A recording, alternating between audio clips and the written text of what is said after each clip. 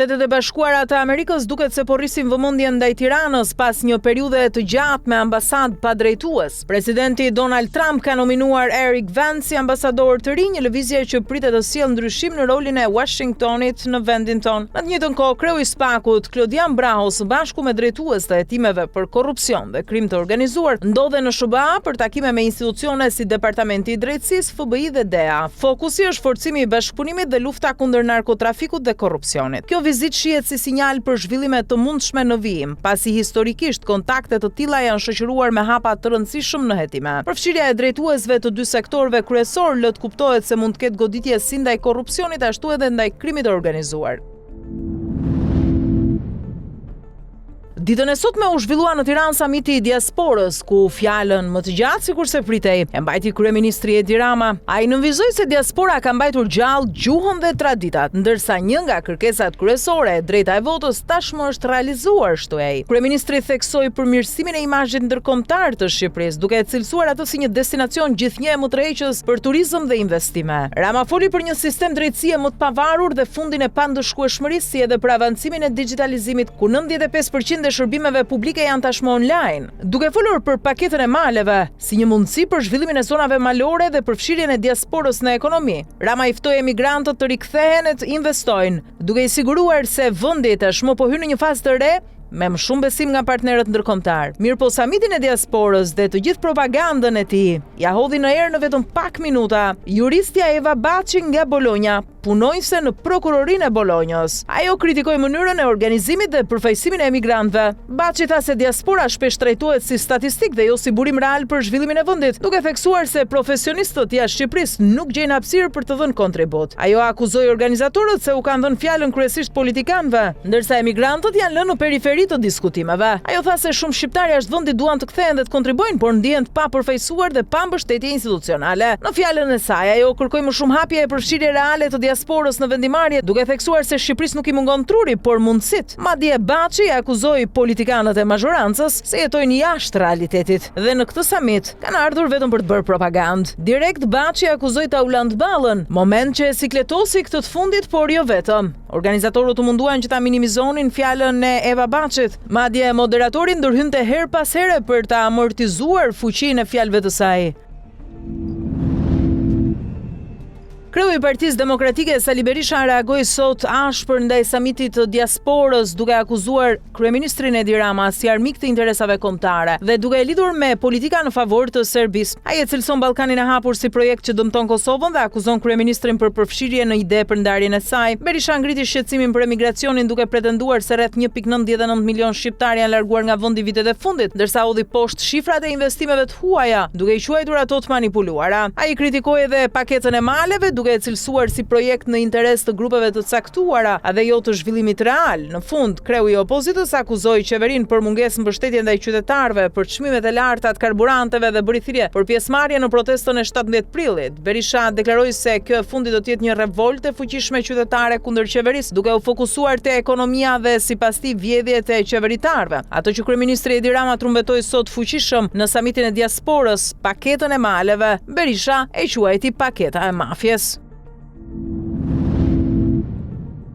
Amerikanët vazhdojnë t'i bëjnë njehon para lajmërimit të Departamentit Amerikan të Shtetit për udhëtimet në Shqipëri. Autoritetet amerikane u bëjnë thirrje qytetarëve të tregojnë vigjilencë të shtuar gjatë vizitave, veçanërisht në zona publike si qendra tregtare, hotele apo vende turistike. Mediat amerikane, përfshirë People, thonë se ekziston një shqetësim i përgjithshëm se grupe të lidhura me Iranin mund të synojnë interesa amerikane ose elemente opozitës iraniane në Shqipëri. Megjithatë, vendi ynë mbetet në nivelin 2 të Këshillës së Udhëtimit, që kupton kujdes të shtuar, kryesisht për shkak të kriminalitetit. Nga ana tjetër, autoritetet shqiptare theksojnë se nuk ka asnjë informacion konkret për kërcënim real ndaj sigurisë. Sipas tyre, vendi mbetet i sigurt për turistët, ndërsa interesi për Shqipërinë vazhdon të rritet me mbi 12 milion vizitorë në vitin 2025.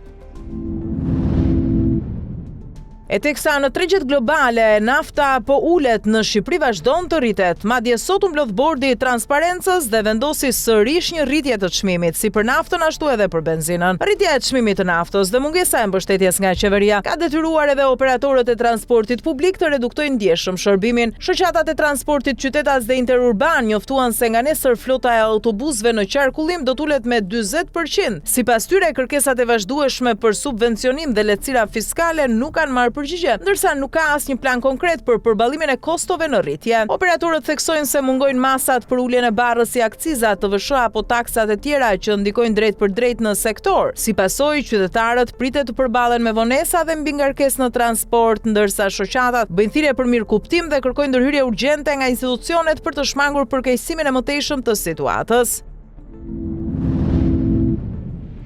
Prokuroria e Tiranës ka lëshuar 7 urdhër arreste dhe 2 masa ndalim dalje jashtë vendit për operacionin kundër 3 call centerave të dyshuar për mashtrim kompjuterik në Tiranë. Në listën e të arrestuarve janë Eduard Dalla, Mateo Hoxha, Tedi Agastra, Ledio Toci, Joel Mekolli, Marcel Lami dhe Joy Hitaj, ndërsa 2 persona të tjerë janë vendosur në masën e ndalimit të lëvizjes jashtë vendit. Policia e shtetit ka dhënë sot detaje për këtë operacion të koduar Ghost Call. Sipas njoftimit zyrtar, aksioni u finalizua nga Drejtoria e Hetimit të Krimit Kibernetik në bashkëpunim me autoritetet austriake dhe me mbështetjen e Europol në drejtimin e Prokurorisë së Tiranës. Sipas policisë, operacioni është rezultati një hetimi të thelluar që ka zgjatur rreth 2 vjet. Hetimet nisën pas një kërkese për informacion të ardhur nga autoritetet austriake që shkaqoi në identifikimin dhe dokumentimin e veprimtarisë së dyshuar kriminale. Gjatë aksionit janë shoqëruar mbi 80 operatorë dhe janë sekuestruar rreth 800.000 euro kesh si edhe pajisje kompjuterike e server. Hetimet, të nisura prej 2 vitesh në bashkëpunim me autoritetet gjermane dhe austriake, zbuluan një skem të organizuar mashtrimin ndaj qytetarëve europian me dëm të dyshuar mbi 50 milion euro dhe përfshirje të mundshme në kriptomonedha për fshehjen e parave.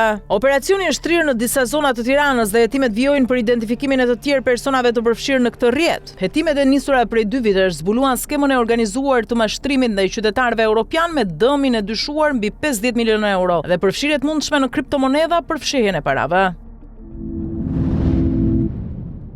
Në Itali u zhvillua sot operacioni i koduar Daku, i koordinuar nga antimafia dhe policia e shtetit, ku janë ekzekutuar 28 masa paraprake ndaj një rrjeti të dyshuar për trafik droge që vepronte në provincën e Bolzano. Sipas autoriteteve italiane, shumica e të ndaluarve janë shtetas shqiptar të përfshirë në shpërndarje dhe trafik të lëndëve narkotike. Operacioni u zhvillua në disa provinca përfshirë Trenton, Bolzanon, Venecian dhe Veronën me mbështetjen e njësive speciale dhe forcave të shumta policore. 10 persona janë dërguar në burg, 8 në arrest shtëpie dhe 10 të tjerë në mas qëndrimi në banes. Hetimet vijojnë dhe priten të tjera detaje për strukturën e plotë të rrjetit kriminal.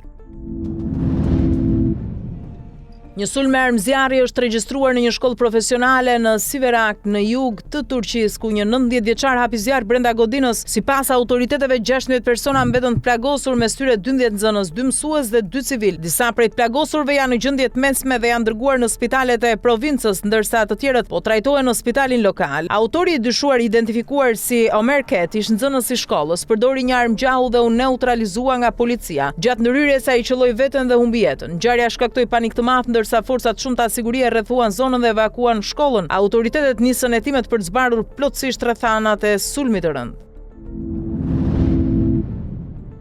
Fituesi i zgjedhjeve në Hungari, Peter Magyar, do të takohet me presidentin Tamas Suljok për të diskutuar formimin e qeverisë pas fitores së madhe ndaj Viktor Orbanit, që ndryshoi fatin e Hungarisë, por jo vetëm. Takimi pritet të zhvillohet në një klim të tensionuar, pasi Magyar ka kërkuar dorëheqjen e Suljok, duke konsideruar atë të lidhur me Viktor Orban dhe jo të pavarur në vendimarrje. Ndërkohë, zëvendës presidenti amerikan J.D. Vance reagoi pas humbjes së Orban duke shprehur keqardhje, por duke theksuar se mbështetja e tij gjatë fushatës elektorale lidhej me qëndrimet e liderit hungarez kundër burokracisë Bashkimit Evropian dhe në mbrojtje të interesave amerikane. J.D. Vance e vlerësoi Orbanin si një lider me ndikim, duke nënvizuar se gjatë 16 viteve në pushtet ai ka sjellë ndryshime të rëndësishme në Hungari, ndërsa shtoi se shumë-at ishin të vetëdijshëm për mundësinë e humbjes. Pas shumë orësh bisedimesh intensive në Islamabad, negociatat mes Shubave dhe Iranit përfunduan pa marrëveshje. Zëvendës presidenti amerikan J.D. Vance konfirmon se pala iraniane nuk pranoi kushtet amerikane, ndërsa presidenti Trump ishte i përfshirë drejt për drejt në proces. Shuba kërkon garanci të forta që Irani të mos zhvillojë armë bërthamore, ndërsa Teherani i cilëson kërkesat si të tepruara. Nga ana tjetër, situata në terren mbetet e brisht, pasi Izraeli ka goditur sërish jugun e Libanit. Në këto kushte, kryeministria italiane Giorgia Meloni ka pezulluar marrëveshjen e mbrojtjes me Izraelin për shkak të sulmeve në Liban. Kujtojmë se më herët përfaqësues të Libanit dhe Izraelit u takuan për herë të parë pas dekadash në një format të drejtë për drejtë me ndërmjetësim amerikan, ndërsa Hezbollahu paralajmëron se nuk do të njohë asnjë marrëveshje që mund të dalë nga këto kontakte. Të dërguarit e Libanit dhe Izraelit u takuan sot në Washington për bisedimet e para ballë për ballë mes përfaqësuesve të dy vendeve, të ndërmjetësuara nga sekretari amerikan i shtetit Marco Rubio. Negociatat zhvillohen për t'i dhënë fund luftës në Liban, por gjasat për një marrëveshje konkrete duken të pakta. Në të njëjtën kohë, Fondi Monetar Ndërkombëtar paralajmëron se përshkallëzimi i konfliktit në lindjen e mesme mund të çojë ekonominë globale drejt recesionit. Në skenarin më të keq, rritja ekonomike mund bjerë nën 2% në vitin 2026, ndërsa inflacioni mund të arrijë deri në 6%. Rritja e çmimeve të energjisë e lidhur me tensionet në ngushticën e Hormuzit mbetet faktor kyç rreziku. FMN thekson se nëse konflikti zgjat ekonomik të rajonit dhe tregjet globale do të përballen me pasoja të rënda, ndërsa një zgjidhje e shpejtë do të ndihmonte në stabilizimin e situatës. Faqja e njohur e udhëtimeve Booking.com është goditur nga një sulm kibernetik, ku hakerët dyshohet se kanë aksesuar të dhënat e rezervimeve të klientëve. Sipas raportimeve, disa përdorues janë njoftuar me email se informacioni i tyre mund të jetë komprometuar, përfshir emrat, kontaktet dhe detajet e rezervimeve. Kompania konfirmoi se ka vërejtur aktivitet të dyshim dhe ka ndërmarrë masa të menjëhershme, duke gjeneruar pine të reja për rezervimet për të parandaluar aksesin e pa autorizuar. Booking.com thekson se adresat e përdoruesve nuk janë prekur, por të dhëna të lidhura me akomodimet mund të kenë rrjedhur. Autoritetet paralajmërojnë për rritje të rrezikut të mashtrimeve, pasi disa përdorues kanë raportuar mesazhe dhe telefonata të rreme që synojnë vjedhjen e të dhënave bankare. Kompania nuk ka bërë të ditur numrin e saktë të prekurve, ndërsa hetimet vijojnë.